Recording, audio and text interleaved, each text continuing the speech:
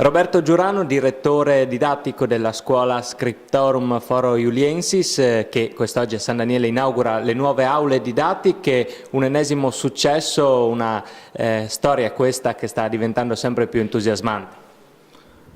Sì, è una storia che sta diventando sempre più entusiasmante, infatti stasera abbiamo avuto oltre 160 persone, ne avevamo invitate 120 ed è molto bello perché arrivano da tutta l'Italia, da Reggio Calabria ai più lontani, da Torino e qualcuno anche dall'estero. È un bel obiettivo per aver organizzato una cerimonia su invito che tutti siano venuti.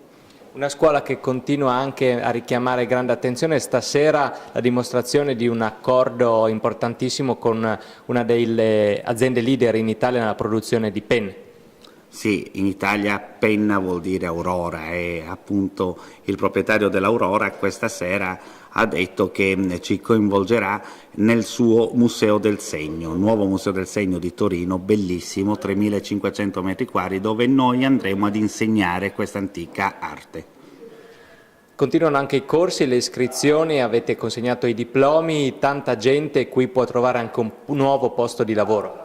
Sì, è questa la novità, perché ci avviciniamo sempre di più all'antico, la gente cerca ancora di nuovo degli inviti scritti a mano, degli alberi genealogici, cerca qualcosa di unico e noi riusciamo ad accontentarli nella gran parte delle volte.